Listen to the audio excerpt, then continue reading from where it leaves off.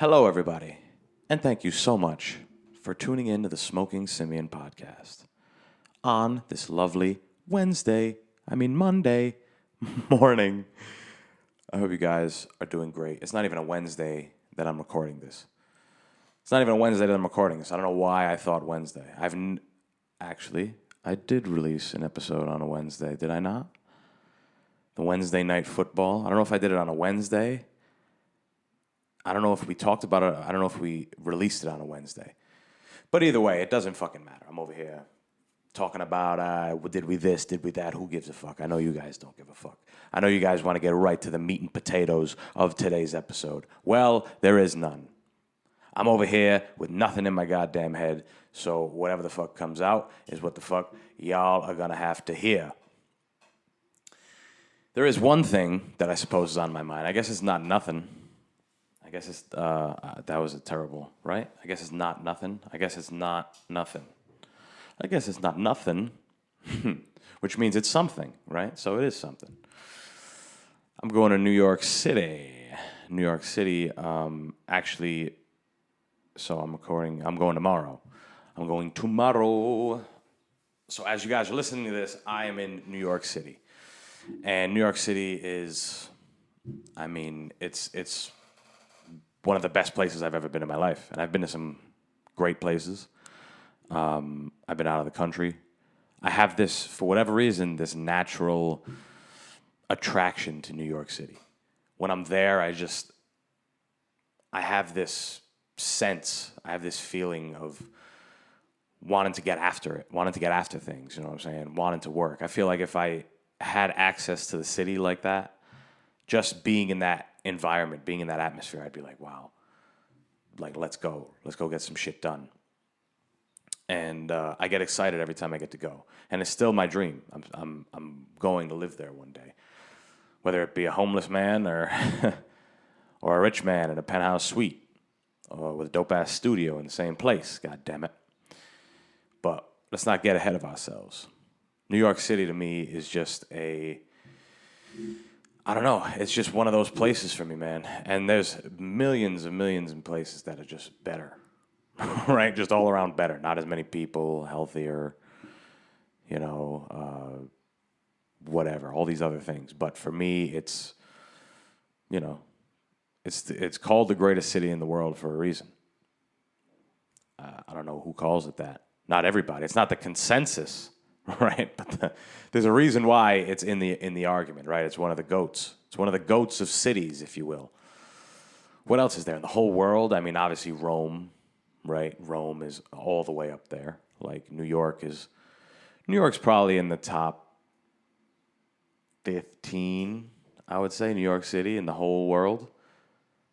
Maybe top 10. As far as powerhouse cities that, like, motherfuckers want to go to. Oof. I would think a few of them are in the U.S., right? Like a few real big. That could also be a bias because I'm here. But Los Angeles, right? Because of Hollywood, fame.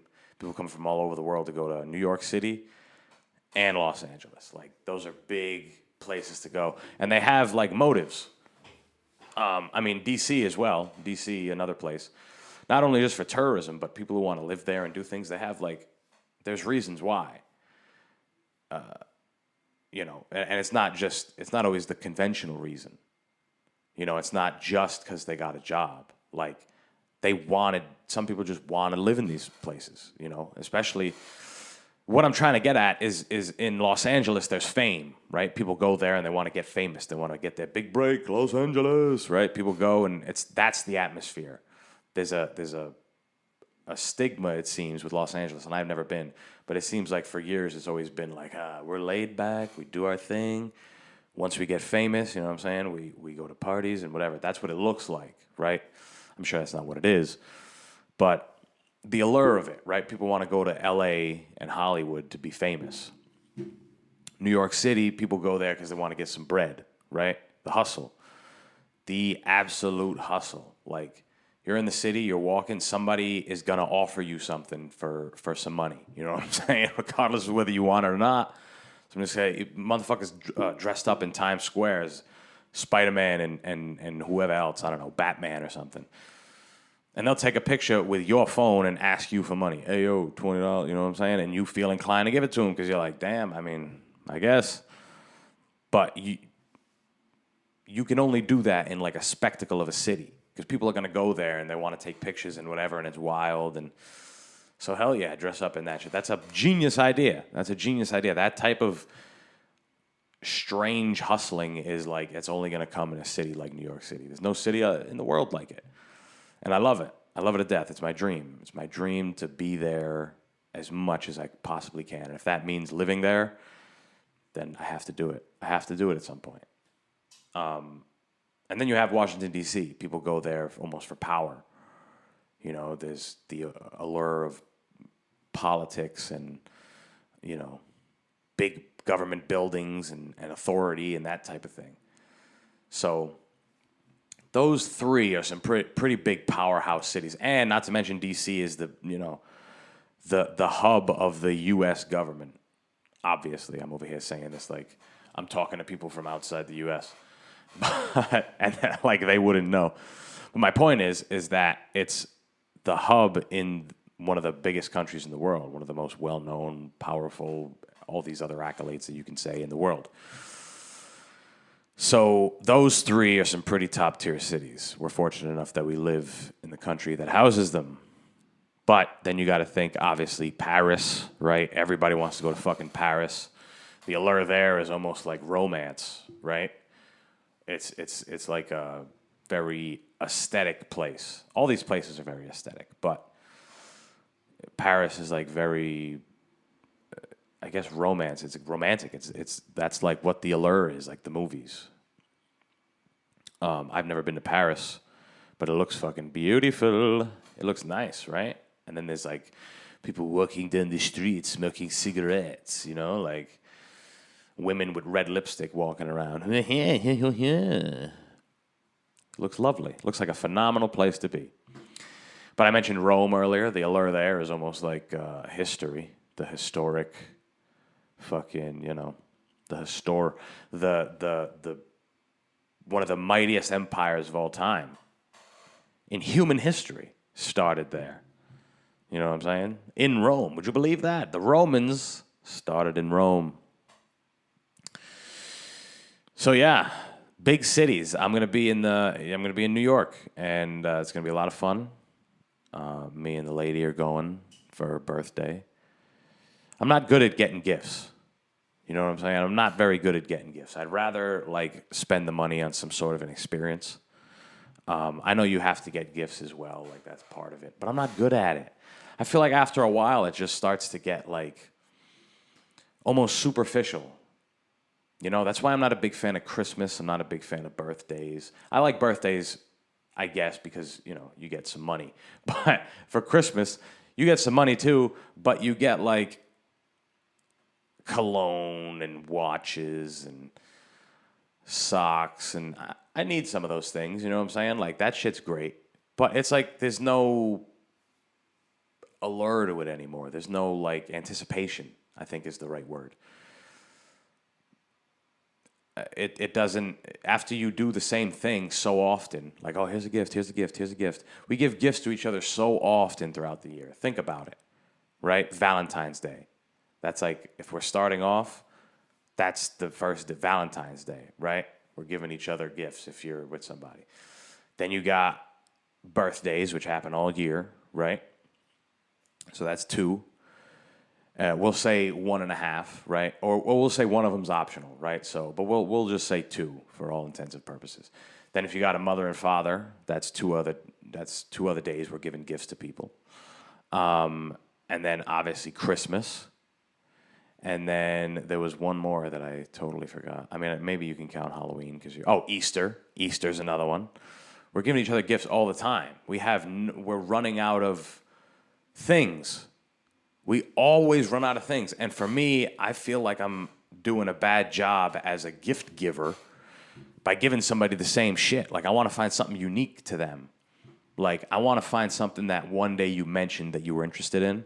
And I want to, like, remember it and be like, oh, let me grab a book or let me grab an item that is related to that. If one day you were like, man, I want to get really good at making pizza, I would try and find you a pizza cookbook.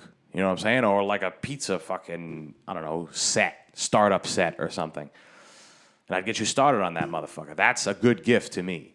And if there's something that I can't get that makes sense, like that, like using that reasoning, then I probably won't get it.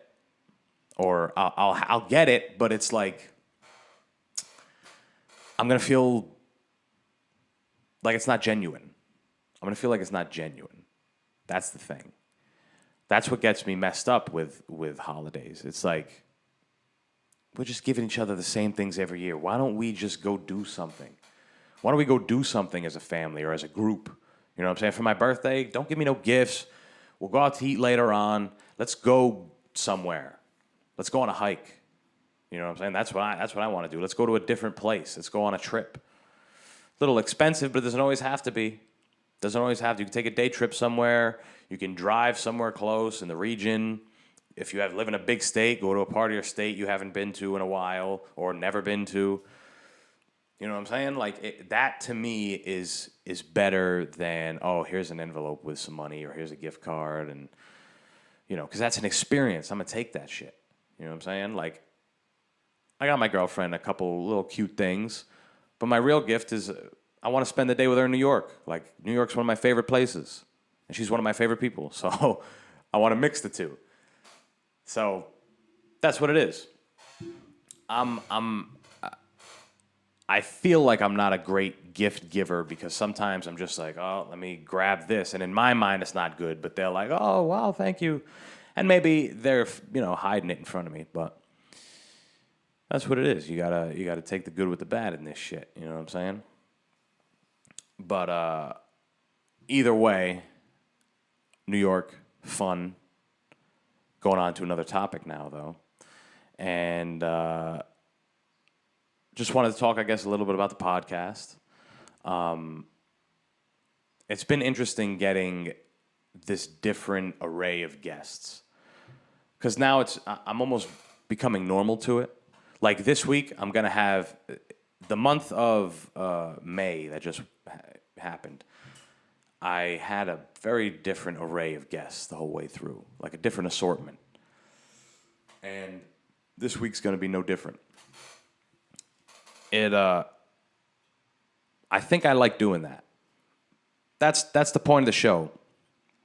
But also the point of the show is to be funny, right? The point of the show is to be creative and funny and that type of thing. I like having conversations with different people. I like having conversations about things that we have mutual interest in. And a lot of the people that I have on are very good at talking, very good at speaking. So it helps me. It definitely helps me, but it also helps me in the sense that I'm getting different points of view from people.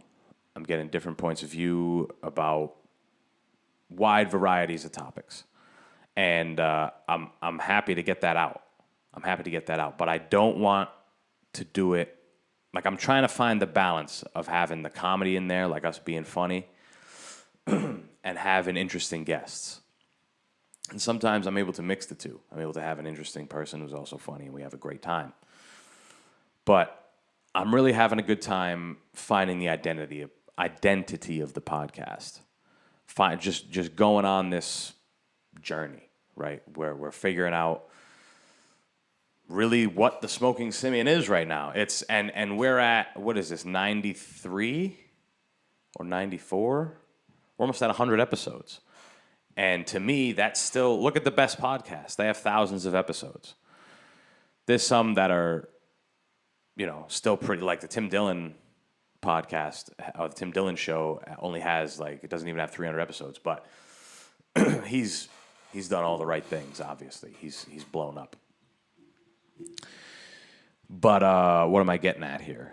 This is still very, very early on in my mind. Like this, I'm in this for the long haul. I want to get to those thousands and thousands of episodes.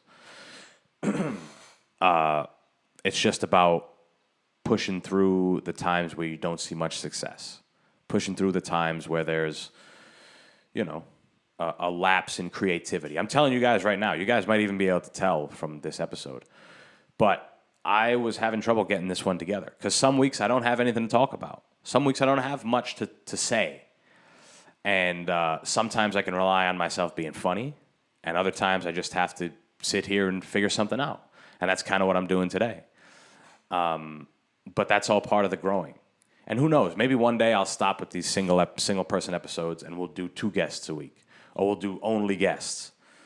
Right now I like doing this because I'm almost able to use it as a workout. I'm working out the muscle. I'm working out the brain, coming up with shit to talk about right on the fly. That shit's important. Sometimes you get a weird guest that doesn't have much to say, and you gotta like work.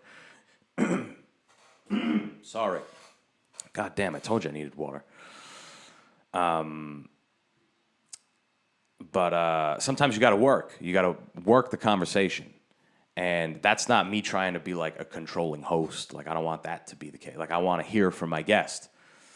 And sometimes I do find myself like I'm interjecting too much. Let me just let this person talk. And it's a lot of like self-reflection right now, because that's what happens when you first start, right? A punch is more than a punch as a white belt. No, I'm sorry. A punch is just a punch when you're a white belt.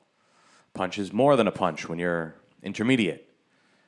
And once you come for a full circle back on the other side, a punch is just a punch. So I'd like to think I'm an advanced beginner coming up on an intermediate level. I know that's nowhere close to 1,000 podcasts, but I'd like to think 1,000 podcasts is master level.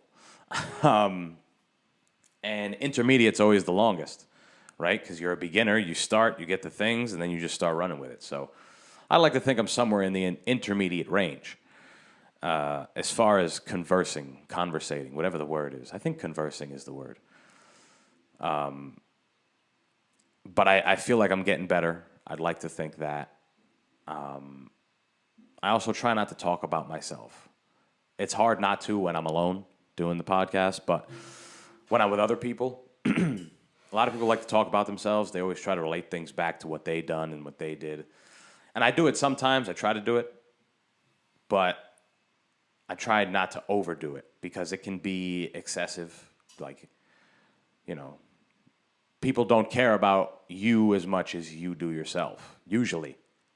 So to keep the conversation going, I try to stay on the topic. And I also try to do it without, I don't want to say preparation because I do prepare for certain guests, but I try to do it with like inhibition, you know, just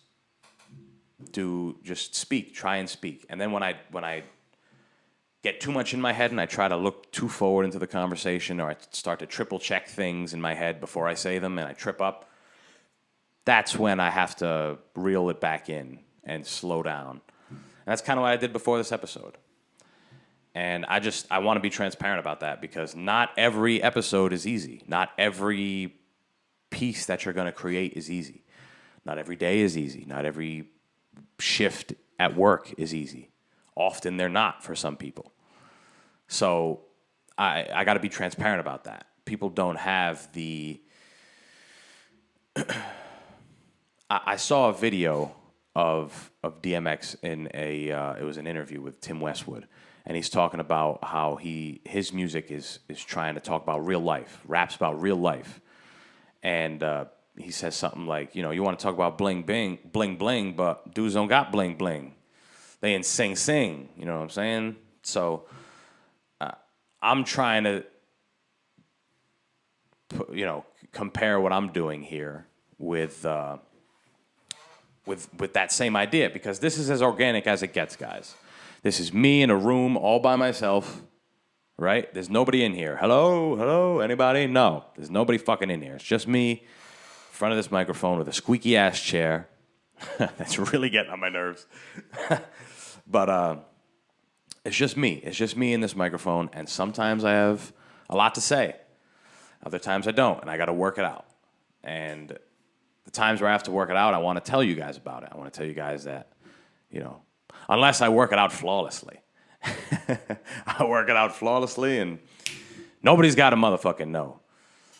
But I've always been a fan of seeing the unfinished product, like seeing the raw version of something, like uncut, unedited, all that type of thing. I've always been interested in that, like just organic, things being organic. Neil Young, one of my favorite artists of all time. His album Harvest, one of the best albums in my opinion. Rock albums, rock, country, I don't know what you want to call it, but Neil Young, one of the best guys ever. You listen to his music, it's not edited and produced, overproduced to a T. You know what I'm saying? There's moments where there's little lapses and there's little, oh, I missed this, or we started too early, or the drums came in a little too early. I think it's, which one is it? Is it Heart of Gold? I think Heart of Gold. If you listen to Heart of Gold, somebody starts a little too early, but they leave it in there. They just leave it in there because it's organic, and they pick it up. They work right through it, and there's something to that. There's something to having, the true version of it. That's what the best art comes from. That's where the best art comes from. Look at all the pioneers, right? Lenny Bruce, I talk about him all the time. That guy was just him on stage.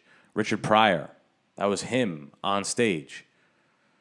Neil Young, just like we said. The Who, these were people, their art embodied them. It was organic, it came from them. That's why live performance is so huge. Performance is such a spectacle for humans. Going up in mobs, just mobs of people. That's why there's such an industry behind it, because it's such a spectacle. We get to see our favorite artists do their thing. Same thing with exhibits, art exhibits. You mean I get to see a real Salvador Dali painting? This museum has one of those. Oh, okay. And you can see that. That's the same thing as a concert. You know what I'm saying? Like, same thing as a performance. Performance is just like a live event, a live sports event, I should say. Going to a sports event, no wonder stadiums are huge and sponsorships and the people involved get paid so much money, and there's so much infrastructure and jobs within just the realm of entertainment, because it's such a spectacle to see somebody go up there and be the performer, but also be candid, because they're up there. They can make a mistake. They can pause. They have to breathe. Yeah, blah, blah, blah, blah. They're back to singing. You know what I'm saying? The comedian that wipes his face for a quick second has to take a sip of water because he's visibly, sweating and dehydrated. Needs some water. He's working out up there. You know what I'm saying? Seeing the guys in the corner in a boxing match, listening to their coach. Yes. All right, cool, slip. Yeah. This is real. This is real things that are happening. That's why it's such a spectacle. And it's crazy that it is a spectacle. It's crazy that reality and organic things have become such a spectacle because of how polished and how refined and overproduced everything is. Everything is meant to be perfect. Even on social media, things are meant to be perfect. That's why I applaud people when they put things up that aren't necessarily, this is my life. Look at my great, phenomenal life. Let me take the best picture right here, right now, in the best moment of my life, and then after this, I'm going to go loathe my boss at my job, right? I'm going to bang my head against the wall because I haven't had a day off in, I don't know, fucking 8 days, right? And I've been eating top ramen every night. You know what I'm saying? That's not your life. You put a picture on some platform, and now everybody sees that. Wow, this guy's living it up. Meanwhile, you're contemplating fucking seppuku in your basement. You're staring at the wall with that katana you got when you were 16 because you thought it was cool, and you're like, I might sharpen this motherfucker. I might sharpen this thing and just take it out. Just do it. But let me post. Let me do this post quick so nobody suspects anything. You know what I'm saying? Like, it's just the fact that reality and organic things it's almost a rarity. And it's strange because we come from straight, just think about hundreds and hundreds and hundreds of years ago. People the Romans essentially started the spectacle type thing. but even before that, like, it was just, hey, what's up? Eat, shit, fuck, walk, don't die. You know what I'm saying? Like, think about things. Incredible geniuses were born out of those eras because there was nothing to distract them. And it was, obviously the beginnings of human life as we know it. So there was a lot to be fucking learned. All I'm saying is there's something to be said about seeing somebody's true self in whatever moment that they're trying to portray to us. Because again, essentially art is just moments, right? It's just moments in time that we were able to capture somehow. How often do you say, art is inspired from somewhere, right? It's got to be inspired from somewhere. Artists are always talking about, I wrote that song because of this moment in my life, or I wrote this song because I was having a great fucking time and wanted to party, or, I wrote this book based on the troubles I had, like Harry Potter, right? Weren't those something about bullying or something? I don't know. I could be making shit up. Oh no, it's like about J.K. Rowling's like multiple personality disorder. I have no fucking clue. I'm making things up now. But the other shit I was saying is true, goddammit. The other shit is real. And real is real. And that's why we love it. So that's really all I got to say today, guys. I'm surprised I was able to even get this much out to you. I got a real tummy ache. I'm hungry. I gotta eat something. I've been eating like dog. Oh God, I've been eating like dog shit for the past few days. It's easy. It's easy to slip off your goals, man. It's very easy to slip off of your goals, and I'm realizing it. I'm realizing it more and more as I get older, as more factors come into play. It's just easier and easier to slip. So I got to get back on the horse because in June I got to give you guys my half year rundown of my goals. So I got to talk to you guys about that. I want to be held accountable. So that's going to be coming up at some point, maybe even next week, right? Because June 1st. Yeah. It'll be next week. My solo episode next week will be me checking in with you guys, and you guys are going to be very, very not proud of me. But I think I'll be able to not explain my way out of it, but give you guys some reasoning that makes sense because I'm already kind of working it in my head, right? And it's all about being real. It's all about being real. So I don't want to tell you guys I did something that I didn't do, but and I'm not gonna. So you guys are gonna hear the whole me always. That's all you get on here. As long as I'm not triple filtering myself like I try to do sometimes when I try to get too much into my head. It's just part of this. It's part of this because I'm in my head. I live in my head. I live in my motherfucking head. So for me to get out of that, this is what's helping me. This is what's helping me right now. So I hope you guys enjoy this motherfucking episode. I hope you guys enjoy every episode. I hope you guys follow and subscribe wherever you listen to the show. If you're on YouTube, make sure you like, you comment, you share. If you're on Instagram, which all you motherfuckers are, if you're on Instagram, if you're on Twitter, my links are in the description. Make sure you follow me there. And if you're in the market or know somebody that's in the market for some 16-ounce premium boxing gloves, you know my brand, baby, obsessiveaggression.com. We got some stuff in the works for them, too. We're working on some marketing tools to get the word out more. You know what I'm saying? This podcast is really my main, piece of equipment to get the word out. It's my main marketing tool. My Instagram is I'm trying to build that up. My Twitter, my social media, I'm just trying to build those up. But in the meantime, I got to get more word of mouth out there. So I got to do some guerrilla marketing, and that's what's going to happen with Obsessive Aggression. So you're going to see a lot more of it coming. But you have to follow me. You have to follow me on some of these places. You got to follow me on social media, but more important than that is to follow the show wherever you you listen. Wherever you listen, you got to follow the show. You got to subscribe to the YouTube channel. And that's it, guys. I'm going to talk to you guys on Thursday with a great episode. Have a great beginning to your week and a great rest of your week. Peace.